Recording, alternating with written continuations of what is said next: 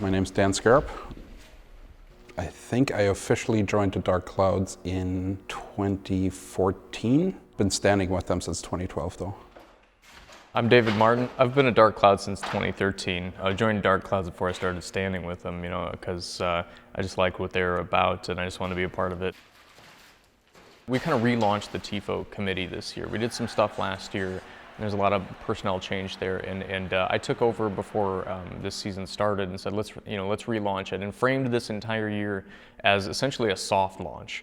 This wasn't the full thing. This was us learning our lessons and stuff, which it's been a really successful year to think about it through that lens, that we're really just trying to learn, get an infrastructure, get a process down, learn what works and what doesn't, get equipment that we haven't had before and things like that. And in the middle of learning, we've done some awesome Tifos. And my view on it philosophically has always been that I'm more of a steward of Tifo, that it's not my Tifo, it's everybody's Tifo, and I'm just enacting this on behalf of everybody. And if that's the philosophy, then you have to accept that everyone is going to have a different theory on what Tifo is or should be. And the folks that want it to be campy and funny are going to have their opinion, and the folks that want it to be intense and ultra-European, they're going to have theirs. And it's not for me to decide who's right and it's wrong. It's simply to make an avenue by which everyone can achieve those different things. So for me, it's important to have everybody at the table to make sure that all the right voices are in there being heard at that time.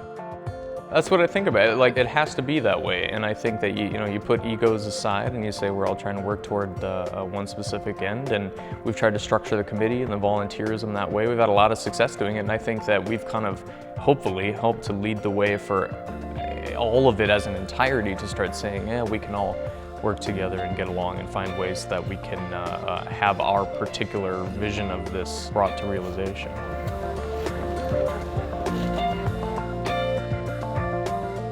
And then in terms of design, we try not really to pick designs that are a blend of all the different supporters groups and say, here we found one sort of compromise of all possible outcomes. Instead, we kind of have one direction. We say this one is going to be this kind of Tifo, and we just go there as far as we can take it. We don't try and make it so that every single person is going to find themselves in it, but we try to make sure that we have at least a Tifo each year that's going to suit the different styles, but we don't want to just come out with bland, compromising Tifos. We want each one to be the purest distillation of that kind of Tifo.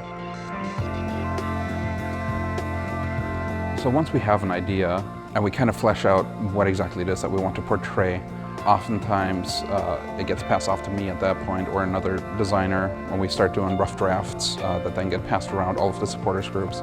And once we find an actual design and execution that everybody's okay with, we basically use an overhead projector because we don't have a big enough space right now to do the whole Tifo ones. I mean, they're several hundreds of square feet, sometimes thousands of square feet. So we usually do 10 by 10 sections on a wall. Use a projector to just blast it up there, and then we use crayons to outline basically the lines on the fabric. Once the whole tracing is done, then David usually starts sewing all the panels together, trying his best to line them up. Once that's all done, we then have to find a space where we can lay it out, start painting it, give it drying time, all this kind of stuff, move on to a different section, paint it, wait for a drying time. All of this takes several weeks usually, and then on game day we get to the stadium about 4 or 5 hours before the game, rig everything up, do a practice run, make sure it works. Luckily so far it has every time. And then, when the time comes, we just make sure that we have enough volunteers in the stands to hoist it up and get our 60 seconds of fame for the about 80 to 150 hours of work that we've put in.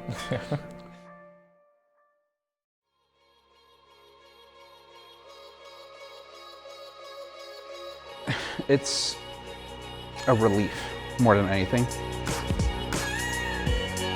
Yeah, the day after, it's always pride and happiness. But the day of, the moment that it happens and it doesn't blow away with the wind or rip in half. It's almost done that. It's come close. It is a relief because it's, we described it earlier, it's hundreds of volunteer hours all culminating in a very short, temporary, you only get one shot live in front of an audience kind of moment. And when it happens, you just think, great, it wasn't for naught, it wasn't for nothing, and you feel better about it. And that is pride, and that's real happiness. But I think it takes a sleep to get there. Yes, it does. It definitely does. My opinion. Yeah.